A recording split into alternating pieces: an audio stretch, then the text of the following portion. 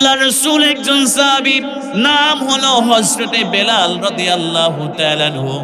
আপনারা সবাই তার নাম শুনেছেন, কথা বলেন ঠিক কিনা? ও মুসলমান কলিজার টুকরা প্রিয় ভাইরা, এই বেলালের সুন্দর চেহারা ছিল না, দেখতে কুৎসিত কালো একজন কুচকুচে সাহাবী ছিল, কৃতদাস একজন সাহাবী ছিল, ইথিওপিয়ার কালো একজন নিগ্র ব্যক্তি ছিল। তার নাকটা ছিল বোচা, তার ঠোঁটটা ছিল মোটা, দেখতে ছিল বেটে, শরীরের মধ্যে ছিল বসন্তের দাগ। আমার প্রিয় ভাইয়েরা, কিন্তু বেলাল যখন আল্লাহর কোরআনের কাছে আসলেন, আল্লাহর কোরআন দিয়ে জীবনকে গঠন করার চেষ্টা করলেন। ও মুসলমান কলিজার টুকরা প্রিয় ভাইয়েরা, আল্লাহ পাক রব্বুল আলামিন এই বেলালের সম্মান আর এই বেলালের মর্যাদা আল্লাহ পাক আকাশচুম্বী করে দিয়েছেন। জোরে বলেন সুবহানাল্লাহ। আমার প্রিয় ভাইরা, হযরতে বেলাল রাদিয়াল্লাহু তাআলা আনহু যখন তিনি ইসলাম কবুল করলেন, একটু গভীর মনোযোগ দিয়ে শ্রবণ করেন। আমার কলিজার টুকরা যুবক ভাইরা যারা এসেছেন, একটু ভালো করে লক্ষ্য করেন। হযরতে বেলাল রাদিয়াল্লাহু তাআলা আনহু এত আল্লাহ পাকের একজন নিগ্র বান্দা। হযরতে বেলালের টাকা নাই, পয়সা নাই, ঘর নাই, বাড়ি নাই। উমাইয়া বিন খালফের বাড়িতে চাকরি করে, গোলামি করে, কৃতদাস ছিলেন উমাইয়া বিন খালফের বেলাল। ইসলাম কবুল করলেন।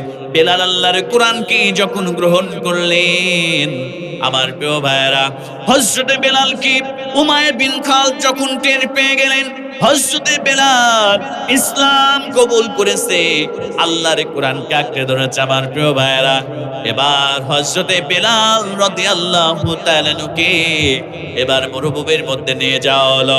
মরুভূমির মধ্যে নিয়ে যাওয়ার পরে হযরতে বেলালের পোশাকগুলো খুলে ফেলা হলো। আমার প্রিয় ভাইয়েরা, যারা উমরাতে গিয়েছেন মক্কা মদিনায়, ও প্রিয় ভাইয়েরা, যখন প্রচন্ড রোদ পড়ে দুপুর বেলা, খালি পায়ে ওই বালির মধ্যে হাঁটা যায় না, মনে হয় পায়ের মধ্যে ফুসকা পড়ে যাবে। আমার কলিজার টুকরা প্রিয় ভাইয়েরা, হযরতে বেলাল কি এবারে জামা কাপড়গুলো খুলে ফেলে এবার ওই মরুভূমির উত্তপ্ত বালির মধ্যে শুয়ে দেওয়া হলো। আর বলা হলো, বেলাল রে, ইসলাম ছেড়ে দে, কোরআন ছেড়ে দে, নবীর পথ ছেড়ে দে, আল্লাহর তাওহীদকে ছেড়ে দে।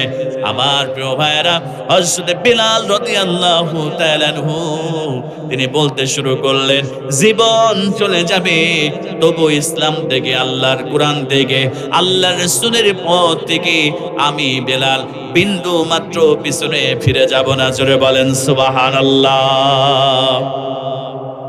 আমার প্রিয় ভাইয়েরা, গভীর মনোযোগ বানায় দেন। এবার হযরতে বেলালের পেটের উপরে পাথর চাপিয়ে দেওয়া হলো। হযরতে বেলালের পায়ের উপরে বড় বড় পাথর চাপিয়ে দেওয়া হলো। হযরতে বেলালের হাতের মধ্যে পাথর চাপিয়ে দেওয়া হলো। হযরতে বেলালের বুকের উপরে পাথর চাপিয়ে দেওয়া হলো। হযরতে বেলাল যাতে করে আর নড়াচড়া করতে না পারে। ও মুসলমান কলিজার টুকরা প্রিয় ভাইরা, হযরতে বেলালকে আবার প্রশ্ন করা হলো, বেলাল রে, এখনো সময় আছে, তোরে ছেড়ে দেওয়া হবে, ইসলাম ছেড়ে দে, কোরআন ছেড়ে দে, আল্লাহর তাওহীদকে ছেড়ে দে। হযরতে বেলাল ডাক দিয়ে বলে, উমাইয়া বিন খালফ রে, আমাকে যদি মেরে ফেলা হয়, আমাকে যদি হত্যা করা হয়, তবু বেলাল আল্লাহর তাওহীদকে ছেড়ে দিব না, আল্লাহর কোরআনকে ছেড়ে দিব না। এবার হযরতে বেলালের জন্য কাঁটা নিয়ে আসা হলো, খেজুরের কাঁটা নিয়ে আসলো। আমার প্রিয় ভাইরা, ও মুসলমান কলিজার টুকরা প্রিয় ভাইরা, ইসলাম পেয়েছি, বাবা মুসলমান ছিল, দাদা মুসলমান ছিল, সেই সূত্রে ইসলাম পেয়েছে জন্য কদর নাই।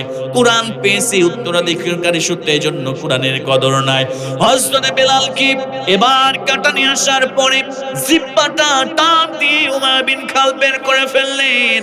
জিহ্বাটা বের করার পরে এক একটা করে খেজুরের কাঁটাগুলো হযরতে বেলালের জিহ্বার মধ্যে যখন ঢুকে দেয় না, আমার ভাইয়েরা, হযরতে বেলালের জিহ্বাটা ছিদ্র হয়ে রক্তগুলো ফিনকি দিয়ে বের হয়ে ওই জমিনের মধ্যে পড়ে যেতে শুরু হলো।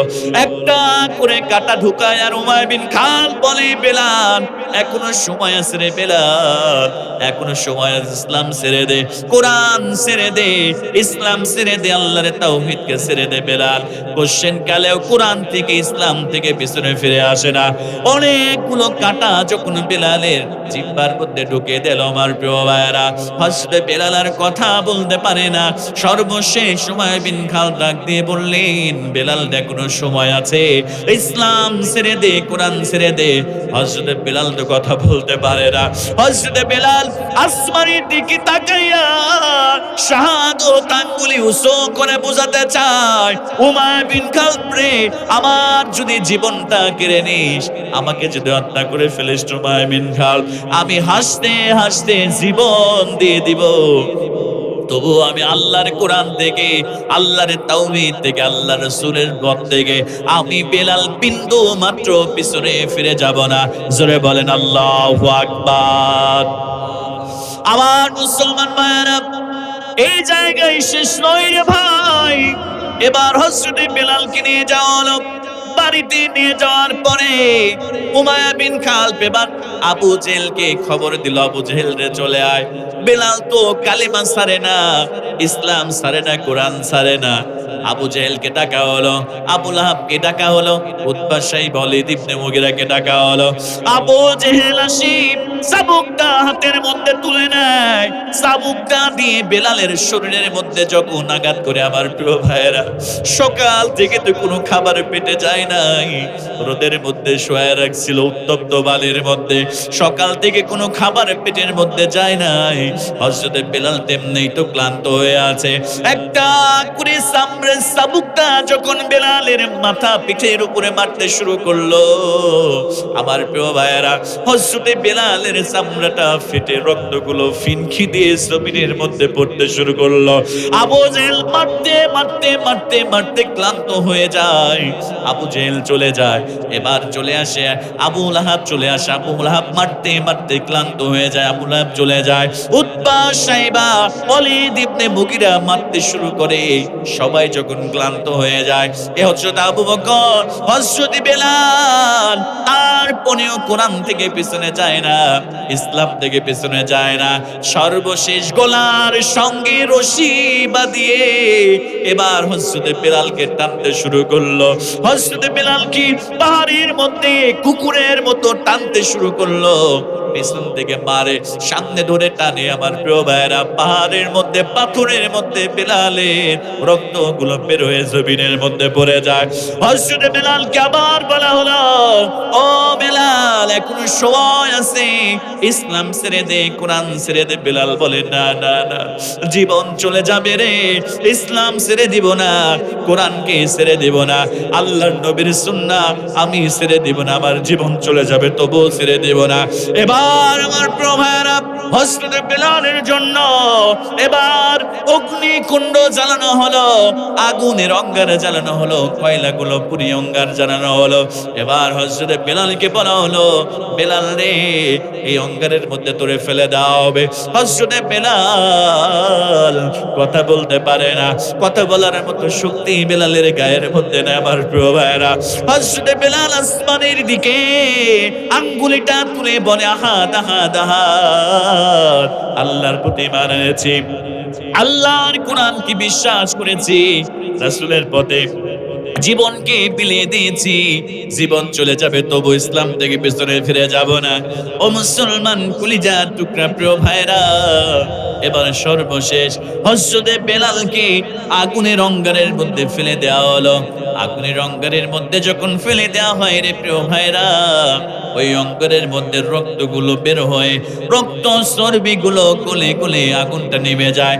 হযরত আবু বকর সিদ্দিক রাদিয়াল্লাহু তাআলা আনহু একদিন তিনি বুঝতে পারলেন বেলাল কেমন ভাবে কষ্ট দেয়া হচ্ছে। ও মুসলমান প্রিয় ভাইরা, 5টা দিরহাম দিয়ে হযরত আবু বকর সিদ্দিক রাদিয়াল্লাহু তাআলা আনহু উমাইয়া বিন খালদের কাছ থেকে ক্রয় করে নিয়ে হযরত বেলালকে তিনি আজাদ করে দিলেন। জোরে বলেন সুবহানাল্লাহ। আমার প্রিয় ভাইরা, এই যে হযরত বেলালকে এত কষ্ট দেওয়া হলো, এই বেলাল কোরআন ছাড়ে নাই, আল্লাহর ইসলাম ছাড়ে নাই, আল্লাহর তাওহীদকে ছাড়ে নাই। ও প্রিয় ভাইরা, দেখতে একজন কালো সাহাবী, দেখতে সুন্দর না, ঠোঁটগুলো মোটা, নাকটা একটু নাপনা, নাকটা বোসা। আমার কলিজা টুকরা প্রিয় ভাইরা, এই বেলালের মর্যাদা আল্লাহ পাক রব্বুল আলামিন কত গুণ বাড়ায় দিল। এই বেলালের মর্যাদা আল্লাহ কত গুণ বাড়ায় দিল, একটু ভালো করে লক্ষ্য করেন। হযরত বেলাল রাদিয়াল্লাহু তাআলার সম্মানকে আল্লাহ আকাশচুম্বী করে দিয়েছে, একমাত্র কেবলমাত্র তার সম্পদের কারণে নয়, তার বাড়ি গাড়ির কারণে নয়, তার অর্থ সম্পদের কারণে নয়, তার চেহারার কারণে নয়, তার জাগতিক সম্পদের কারণে নয়, একমাত্র কেবলমাত্র হযরত বেলালের সম্মান আল্লাহ পাক আকাশচুম্বী করেছে। কারণ হলো হযরত বেলাল জীবন দেওয়ার জন্য প্রস্তুত ছিল, কিন্তু আল্লাহর কোরআন থেকে পিছনে যায় নাই, আল্লাহর তাওহীদ থেকে পিছনে যায় নাই। এজন্য আল্লাহ পাক রব্বুল আলামিন হযরত বেলালের সম্মানকে আল্লাহ পাক আকাশচুম্বী করে দিয়েছেন। জোরে বলেন সুবহানাল্লাহ। আমার প্রিয় ভাইরা, এবার মনোযোগটা বাড়ায় দেন। হযরত বেলালের সম্মান আল্লাহ পাক কত গুণ বাড়িয়ে দিয়েছেন। হযরত বেলাল রাদিয়াল্লাহু তাআলা আনহু একদিন বিশ্বনবী সাল্লাল্লাহু আলাইহি ওয়াসাল্লাম, ও মুসলমান ভাইরা, আল্লাহ রাসূল সাল্লাল্লাহু আলাইহি ওয়াসাল্লাম মসজিদ নববীর মধ্যে আহলে সুফার যত সাহাবী ছিল, সমস্ত সাহাবীদেরকে নিয়ে আল্লাহ রাসূলের দরবারে মজারে মজারে খাবার হাতে এসেছে। আমার প্রিয় ভাইরা, বিশ্ব নবী আমার খাবারগুলো দস্তরখানার মধ্যে সাজিয়ে বসে আছে, সাহাবায়ে কেরামদেরকে নিয়ে খাবেন। এমন সময় ফাজা বেলাল, হযরত বেলাল রাদিয়াল্লাহু তাআলা আনহু মসজিদ নববীর মধ্যে প্রবেশ করলেন। আল্লাহর নবীজি খুশি হয়ে গেলেন, হযরত বেলালকে ডাক দিয়ে বললেন, বেলাল রে, তুমিও আমাদের সঙ্গে খাবারে অংশগ্রহণ করো, আমাদের সঙ্গে খাবার খাও, আমাদের সঙ্গে খাবারে অংশগ্রহণ করো। হযরত বেলাল রাদিয়াল্লাহু তাআলা আনহু বিশ্ব নবী সাল্লাল্লাহু আলাইহি ওয়াসাল্লাম যখন হযরত বেলাল রাদিয়াল্লাহু তাআলা আনহুকে যখন ডাকলেন, হযরত বেলাল কান্না শুরু করে দিলেন। আল্লাহ রাসূল বললেন, ও বেলাল, কেন কান্না করো, কেন তুমি কান্না করো রে বেলাল? হযরত বেলাল ডাক দিয়ে বলে, ইয়া রাসূলুল্লাহি, ইয়া হাবিবাল্লাহ, আমি কান্না করতেছি এই জন্য, আপনি আমার মতো একজন নিগ্রো সাহাবী, একজন গোলামকে, যার টাকা নাই, যার পয়সা নাই, যার ঘর নাই, বাড়ি নাই, খেজুর বাগান নাই, উট নাই, আমার মতো একজন গরীব সাহাবীকে আপনি রাহমাতুল লিল আলামিন, যার আল্লাহর পরে যার সম্মান, যার মর্যাদা, ইয়া রাসূলুল্লাহি, ইয়া হাবিবাল্লাহ, আমার মতো গরীব একজন মানুষকে আপনি খাবার জন্য ডাকতেছেন। আল্লাহ রাসূল সাল্লাল্লাহু আলাইহি ওয়াসাল্লামের ডাক শুনে এবার হযরত বেলাল ডাক দিয়ে বললেন, ইয়া রাসূলুল্লাহি, ইয়া হাবিবাল্লাহ, আনা সাইম, আমি রোজা রেখেছি, আপনার সঙ্গে আমি খেতে পারবো না। আমি আল্লাহর কিয়ামতের ওই দিনের ভয়াবহতা থেকে বাঁচার জন্য, কিয়ামতের আযাব থেকে বাঁচার জন্য, যেই দিন মা তার সন্তানের কোনো কাজে আসবে না, ইয়াউমা ইয়াফিরুল মারউ মিন আখিহি, যেই দিন ভাই তার ভাইয়ের কোনো কাজে আসবে না, ওয়া উম্মিহি, সন্তান তার মায়ের কোনো কাজে আসবে না, মা তার সন্তানের কোনো কাজে আসবে না, ওয়া আবিহি, বাবা তার সন্তানকে ভুলে যাবে, বাবা তার সন্তানের পরিচয় দেবে না, ওয়া সাহিবাতিহি, মা এবার স্ত্রী তার স্বামীকে ভুলে যাবে, ওয়া বানি, সন্তান তার বাবা মাকে ভুলে যাবে। ইয়া রাসূলুল্লাহ, ইয়া হাবিবাল্লাহ, আমি বেলাল ওই কিয়ামতের ভয়াবহতা থেকে বাঁচার জন্য, কিয়ামতের আযাব থেকে বাঁচার জন্য আমি রোজা রেখেছি, আমি আপনার সঙ্গে খেতে পারবো না। আল্লাহর নবীজি সাল্লাল্লাহু আলাইহি ওয়াসাল্লাম সমস্ত সাহাবায়ে কেরামদেরকে ডাক দিয়ে বললেন, আমার সাহাবীরা শুনে নাও, আমার বেলাল আমার সঙ্গে খেতে পারবে না। আমি যা দেখি তোমরা সেইটা দেখো না, আমি যা শুনি সেইটা তোমরা শুনতে পাও না। ও আমার সাহাবীরা, আমি এই মুহূর্তে শুনতে পেলাম আমার আল্লাহ পাক রব্বুল আলামিন বেলালের উপরে এত খুশি হয়েছে, এত সন্তুষ্ট হয়েছে। আমার আল্লাহ জান্নাতের ফেরেশতাদেরকে ডাক দিয়ে বলছে, আমার ফেরেশতারা আমার বেলালের জন্য জান্নাতের মধ্যে খাবার রান্না শুরু করে দাও। আমার বেলাল যদি এই মুহূর্তে এই দুনিয়া ছেড়ে চিরবিদায় নিয়ে আমি আল্লাহর দরবারে চলে আসে, এই জান্নাতের খাবারের দ্বারা আমার বেলালকে আপন করা হবে। কারণ আমার বেলাল ইসলামের জন্য আমাকে রাজি খুশি করানোর জন্য সে রোজা রেখেছে, দুনিয়ার খাবার গ্রহণ করছে না। আমি আমার বেলালকে জান্নাতের খাবার দ্বারা আমি আমার বেলালকে আপ্যায়নের ব্যবস্থা করব। জোরে বলেন সুবহানাল্লাহ। আল্লাহ পাক এই বেলালের এত মর্যাদা দিয়েছে। আবার রাসূল কারীম সাল্লাল্লাহু আলাইহি ওয়াসাল্লাম বললেন, ইশতাকাতিল জান্নাতি ইলা সালাসা। আল্লাহ রাসূল বলছে, আমরা প্রত্যেকটা নামাজে আল্লাহর কাছে জান্নাত চাই। আল্লাহ তুমি আমাকে জান্নাত দাও। আল্লাহুম্মা ইন্না নাসআলুকাল জান্নাতাল ফিরদাউস। আমরা প্রত্যেক নামাজে আল্লাহর কাছে জান্নাত চাই। আর আল্লাহ রাসূল বলছেন, আমার তিনজন সাহাবীকে আল্লাহর জান্নাত প্রতিনিয়ত আল্লাহর কাছে চায়। সুবহানাল্লাহ বলবেন না? কয়জন সাহাবীকে প্রিয় ভাইরা? তিনজন সাহাবী। নাম্বার 1, এক নম্বর সাহাবী হচ্ছে হযরত আমির হামজা রাদিয়াল্লাহু তাআলা আনহুকে আল্লাহর জান্নাত প্রত্যাশা করে।